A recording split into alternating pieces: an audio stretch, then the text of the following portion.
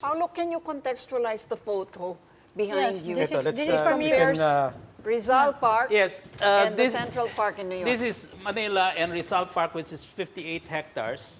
And this is New York Central Park, which is about 300 plus hectares. This is same scale. I mean, this Yes, is... this is the same scale. So you see the actual proportion of Rizal Park that serves 12 million residents, and Central Park, which serves about 5.5 million Wow. residents in the 5 boroughs of New York. Except that New York has 2,000+ more hectares of parks in its 5 boroughs. Outside of the Outside Central of Central Park. Park. Accessible, Yeah. designed as parks, and maintained as parks. What about While us? we only What have about Manila? Manila, They have Mayan Garden and yeah, they but that's have very small.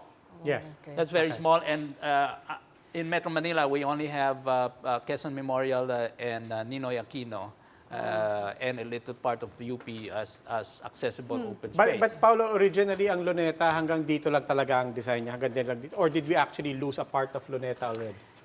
Luneta was never intended as a central park. This was supposed to be our government center. This was supposed to be our national mall, like Washington. Like Washington, okay. Yeah. We were supposed to have 5 large parks in Tondo, Harrison, Santa Ana, and Sampaloc. Cumulatively Tondo? would be the total hectareage of But even the Central National Park. Mall is a park.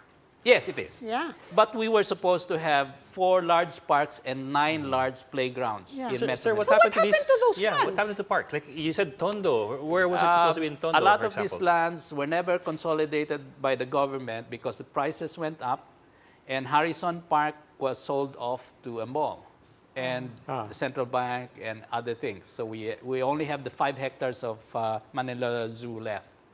And some open spaces because of Rizal Memorial. Yeah. Okay. All right. What about the other places? Like, for example, you mentioned Tondo. I'm wondering about Tondo. Where exactly would that have been? Well, in that Tondo? that was before they built North Harbor. North Harbor. Ah, okay. So that by the that sea.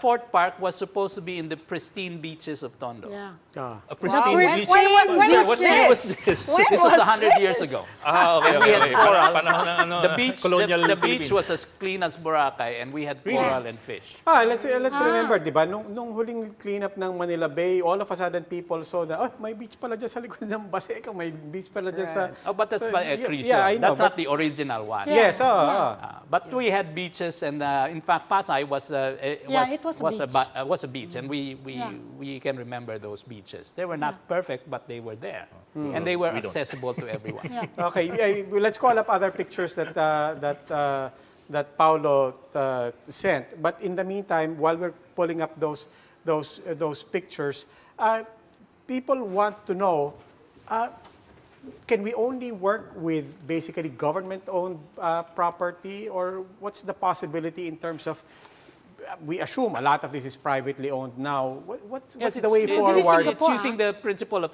eminent domain, which is the same thing as getting easements for highways.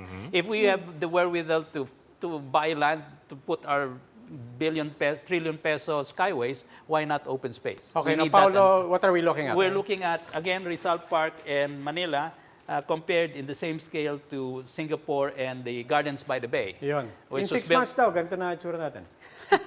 In your dreams. But they also have Fort Canning Park, plus they have a 20-kilometer East Coast Park. Plus Yeah. they have a couple of thousand hectares of other parkland. In Singapore, 90% of the population are within 10-minute walk, not ride, of a neighborhood park, a pocket park, or a regional park, or any of these large parks. Tayo naman sir, meron din eh. Pero parking lot. But Paulo, What are the green lines dun sa may riverside? Are those This is the Esplanade. This is the the Singapore Esplanade. Esplanade. Yes. One of the reasons that Senator Drilon called on us, because we had some work there, and that was our peg. So the standards that Singapore has, along with Sydney, Melbourne, and other places, even Hong Kong's Esplanade is very good. Hong Kong, in fact, has more green space and parks than Singapore. Their percentage is 50 plus compared to Singapore's 45. That's because Bakit hindi natin nakikita yun? because Sa most Hong Kong? Filipino tourists are Saan only lalabas shopping ka? or eating. nagsha-shopping ka eh. If you go to Kowloon, they have a Yeah, you wonderful... have to go out of the main area. But in Kowloon and Central, in Kowloon you have the Kowloon Park, and in Central you have the Okay. Hong Kong Central Park. Paulo, so you're saying this green line, is it a pipe dream to think that we can have that green line It here can be also? done, yes. How much of an easement is needed for an esplanade, for example? At least 5 5 meters, and we, 5 by law, meters. we have that.